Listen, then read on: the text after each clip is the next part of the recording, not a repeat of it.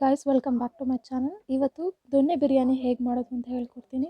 ಈ ಪೇಸ್ಟ್ಗೆ ನಾನು ಚಕ್ಕೆ, ಲವಂಗ, ಶುಂಠಿ, ಬೆಳ್ಳುಳ್ಳಿ, ಕಾಯಿ, ಹಸಿಮೆಣಸಿನ್ಕಾಯಿ, ಸ್ವಲ್ಪ ಈರುಳ್ಳಿ, ಟೊಮೆಟೊ ಹಾಕ್ಕೊಂಡಿದ್ದೀನಿ. ಹಾಗೆ ಒಂದಿಡಿ ಕೊತ್ತಂಬರಿ ಸೊಪ್ಪು, ಒಂದಿಡಿ ಪುದೀನ, ಒಂದಿಡಿ ಬೇಡ, ಒಂದು ಸ್ವಲ್ಪ ಮೆಂತ್ಯ ಕೈ ಬಂದುಬಿಡುತ್ತೆ ಅಂತ ಇದನ್ನು ಸ್ವಲ್ಪ ನೀರು ಹಾಕ್ಕೊಂಡು ಪೇಸ್ಟ್ ಮಾಡ್ಕೊಂಡಿದ್ದೀನಿ. ಹಾಗೆ ಯಾರ್ಯಾರು ಈ ವಿಡಿಯೋ ನೋಡ್ತಿದ್ದೀರಾ please subscribe to my channel. ಹಾಗೆ ಇಲ್ಲಿ ಸ್ವಲ್ಪ ಕಾಳು ಮೆಣಸು, ಚಕ್ಕೆ, ಲವಂಗ ಮತ್ತು ಸೋಂಪು ಇಷ್ಟನ್ನು ಆಡಿಸ್ಕೊಳಕ್ಕೆ ಹಾಕೋತಾ ಇದ್ದೀನಿ. ಹಾಗೆ ಮೆಣಸು ಹಾಕ್ಕೊಂಡಿದ್ದೀನಿ, ಯಾಕಂದರೆ ದೊನ್ನೆ ಬಿರಿಯಾನಿ ಆಗಿರೋದ್ರಿಂದ ಸ್ವಲ್ಪ ನಾಟಿ ಸ್ಟೈಲ್ ಆಗಿರೋದ್ರಿಂದ. ಸೊ ಪೇಸ್ಟ್ ಮಾಡಿ ಇಟ್ಕೊಳ್ತೀನಿ. ಸೊ ಈಗ ಬರುತ್ತೆ ಈ ಕನ್ಸಿಸ್ಟೆನ್ಸಿ. ಹಾಗೆ ಇಲ್ಲಿ ಚಿಕನ್ ಮ್ಯಾರಿನೇಟ್ ಮಾಡ್ಕೊತೀನಿ. ಸ್ವಲ್ಪ ಸಾಲ್ಟ್, ಅರಿಶಿನ, ಹಾಗೆ ಸ್ಪೆಷಲ್ ಬಿರಿಯಾನಿ ಮಸಾಲ ಮನೆಯಲ್ಲೇ ಮಾಡಿರೋದು. ಇದು ಬೇಕು ಅಂದರೆ ಕಾಮೆಂಟಲ್ಲಿ ಬಿರಿಯಾನಿ ಮಸಾಲ ಅಂತ ಕಾಮೆಂಟ್ ಮಾಡಿ, ನಾನು ಅದರ ರೆಸಿಪಿನ ಟ್ಯಾಗ್ ಮಾಡ್ತೀನಿ. ಸ್ವಲ್ಪ ಎಣ್ಣೆ ಹಾಕಿ ಮ್ಯಾರಿನೇಟ್ ಮಾಡಿ ಒಂದು 30 ಮಿನಿಟ್ಸ್ ಇಟ್ಟರೆ ನೀಟಾಗಿ ಸಾಫ್ಟ್ ಆ್ಯಂಡ್ ಜ್ಯೂಸಿಯಾಗಿ ಆಗುತ್ತೆ ಚಿಕನ್ನು. ಇಲ್ಲಿ ನಾನು ಅರ್ಧ kg ತೊಗೊಂಡಿದ್ದೀನಿ. ಸೊ ಇದೇ ಕನ್ಸಿಸ್ಟೆನ್ಸಿ ಅಥವಾ ಇದೇ ಪ್ರಪೋರ್ಷನ್ನು ನಿಮಗೆ ಎಷ್ಟು ಜನಕ್ಕೆ ಬೇಕೋ ಅಷ್ಟು ಜನಕ್ಕೆ ಜಾಸ್ತಿ ಮಾಡ್ಕೊತಾ ಹೋಗಿ. ಹಾಗೆ ಸ್ವಲ್ಪ ಪುದೀನ, ಕೊತ್ತಂಬರಿ, ಮೆಂತ್ಯನ ಹಾಕ್ಕೊಂಡಿದ್ದೀನಿ. ಹಾಗೆ ಇಲ್ಲಿ ಕುಕ್ಕರ್ ಇಡ್ಕೊತಾ ಇದ್ದೀನಿ. ಕುಕ್ಕರ್ಗೆ ಎಣ್ಣೆ,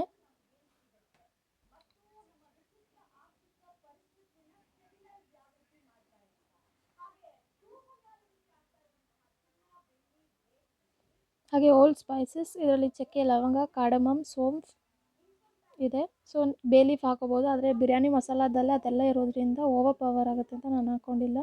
ಹಾಗೆ ಇಲ್ಲಿ ಸ್ಲೈಸ್ಡ್ ಚಿಲ್ಲೀಸ್, ಗ್ರೀನ್ ಚಿಲ್ಲೀಸ್ ಹಾಕ್ಕೊಂಡಿದ್ದೀನಿ. ಅದಾದ ತಕ್ಷಣ ಈರುಳ್ಳಿ ಸ್ವಲ್ಪ ಟ್ರಾನ್ಸ್ಲೂಸೆಂಟ್, ಸ್ವಲ್ಪ ಬ್ರೌನ್ ಆಗ್ತಿದ್ದಂಗೆ ನಾನಿಲ್ಲಿ ನೆಕ್ಸ್ಟ್ ಟೊಮೆಟೊ ಹಾಕ್ಕೋತೀನಿ.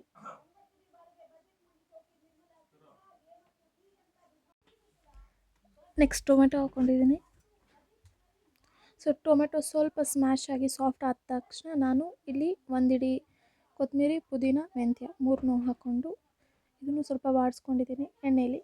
ಈಗ ಸ್ವಲ್ಪ ಕಲ್ಲುಪ್ಪು ಹಾಕ್ಕೊಂಡಿದ್ದೀನಿ, ರುಚಿ ಅಂದರೆ ಸಾಲ್ಟ್ ಹಾಕ್ಕೊಂಡಿದ್ದೀನಿ. ಸೊ ಇದಕ್ಕೆ ಸ್ವಲ್ಪ ಹಿಡೀಲಿ, ಬೇಗ ಕುಕ್ಕಾಗಲಿ ಅಂತ. ಸೊ ಟಿಪ್ ಏನು ಅಂದರೆ ಈರುಳ್ಳಿ ಬೇಗ ಬೇಯಬೇಕು ಅಂದರೆ ಒಂದು ಸ್ವಲ್ಪ ಸಾಲ್ಟ್ ಹಾಕಿದರೆ ಬೇಗ ಬೇಯುತ್ತೆ.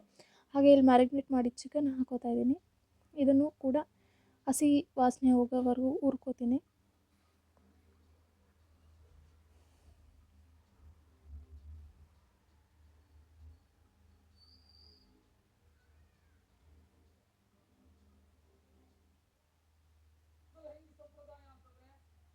ಈಗ ನಾವು ರೆಡಿ ಮಾಡಿ ಇಟ್ಕೊಂಡಿದ್ದ ಪೇಸ್ಟ್ ಹಾಕೋತಾ ಇದ್ದೀನಿ. ಸೊ ಇದರಲ್ಲೂ ಅಷ್ಟೇ ಹಸಿ ವಾಸನೆ ಹೋಗೋವರೆಗೂ ಎಣ್ಣೆಯಲ್ಲೇ ಬಾಡಿಸ್ಕೊತೀನಿ.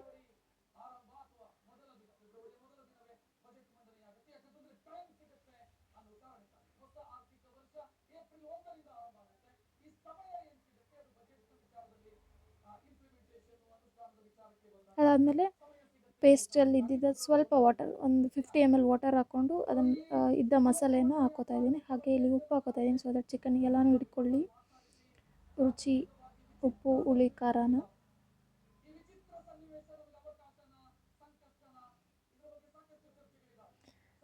ಹಸಿ ವಾಸನೆ ಹೋಗೋವರೆಗೂ ನೀಟಾಗಿ ಚಿಕನ್ನ ಎಣ್ಣೆಯಲ್ಲೇ ಬಾಡಿಸ್ಕೊಳ್ಳಿ. ಹಾಗೆ ಇತ್ತಲ್ಲ ಮತ್ತೆ ಮಿಕ್ಕಿದಂಥ ಸ್ಪೆಷಲ್ ಬಿರಿಯಾನಿ ಮಸಾಲ ಮನೆಯಲ್ಲೇ ಮಾಡಿದ್ದನ್ನ ಮತ್ತೆ 1 ಸ್ಪೂನ್ ಹಾಕ್ಕೊಂಡಿದ್ದೀನಿ. ಆಗಲೇ ಮ್ಯಾರಿನೇಟ್ ಮಾಡುವಾಗ 1.5 ಸ್ಪೂನ್ ಹಾಕ್ಕೊಂಡಿದ್ದೆ, ಈಗ ಇನ್ನೊಂದು ಸ್ಪೂನ್ ಹಾಕ್ಕೊಂಡಿದ್ದೀನಿ.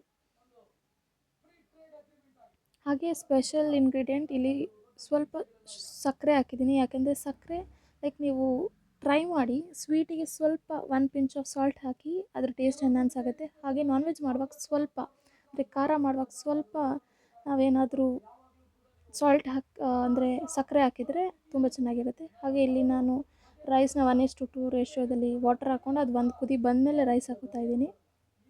ಇಲ್ಲಿ ನಾನು ರೈಸ್ ಬಂದು ಬುಲೆಟ್ ರೈಸ್ ಹಾಕ್ಕೊಂಡಿದ್ದೀನಿ.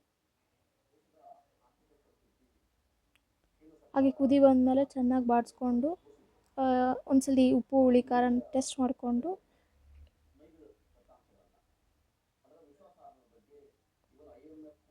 ನಾನಿಲ್ಲಿ ಒಂದು ಕುದಿ ಬಂದಮೇಲೆ ಕುಕ್ಕರ್ ವಿಷಲ್ ಹಾಕ್ತಾಯಿದ್ದೀನಿ. ನೀವು ಇವಾಗಲೂ ಕೂಡ ಹಾಕ್ಬೋದು. ಒಂದು ಕುದಿ ಬಂದಮೇಲೆ ಹಾಕೋದ್ರಿಂದ ಚಿಕನ್ ಓವರ್ ಕುಕ್ ಆಗಲ್ಲ ಅನ್ನೋದು ನನ್ನ ಅಭಿಪ್ರಾಯ.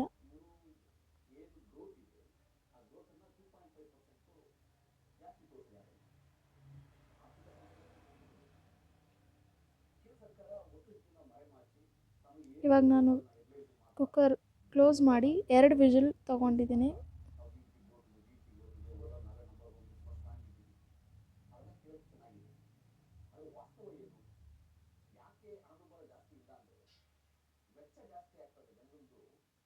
ಯಾವುದೇ ಬಿರಿಯಾನಿ ಆಗಲಿ ಏನೇ ಆಗಲಿ ಅದೇ ಪ್ರೆಷರ್ ಹೋಗೋವರೆಗೂ ಯಾವುದನ್ನು ಓಪನ್ ಮಾಡಬೇಡಿ. ಸೊ ಪ್ರೆಷರ್ ಹೋಗಿ ಆದಮೇಲೆ ಬಿರಿಯಾನಿನ ಈ ರೀತಿಯಾಗಿದೆ ಬಿರಿಯಾನಿ. ಇದು ನಮ್ಮನೆ ಸ್ಟೈಲ್ ದೊನೆ ಬಿರಿಯಾನಿ. ನೀವು ಟ್ರೈ ಮಾಡಿ ಹೇಳಿ ಹೇಗಿತ್ತು ಅಂತ. ಚಿಕನ್ ಜ್ಯೂಸಿಯಾಗಿ ಉಪ್ಪು ಹುಳಿ ಖಾರ ಎಲ್ಲ ಸೂಪರಾಗಿತ್ತು. ನನಗೆ ತುಂಬ ಇಷ್ಟ ಆಯಿತು. ನಿಮ್ಗೆ ಹೇಗೆ ಅನಿಸ್ತು ಹೇಳಿ. ಟ್ರೈ ಮಾಡಿದರೆ ಪ್ಲೀಸ್ ಕಾಮೆಂಟ್ ಸೆಕ್ಷನಲ್ಲಿ ಕಾಮೆಂಟ್ ಮಾಡಿ. ಹಾಗೆ ಸಬ್ಸ್ಕ್ರೈಬ್ ಟು ಮೈ ಚಾನೆಲ್. ಇಷ್ಟು ಸಪೋರ್ಟ್ ಮಾಡ್ತಾಯಿದ್ದೀರಾ, ಪ್ಲೀಸ್ ಹೀಗೆ ಸಪೋರ್ಟ್ ಮಾಡ್ತಾಯಿರಿ. Thank you.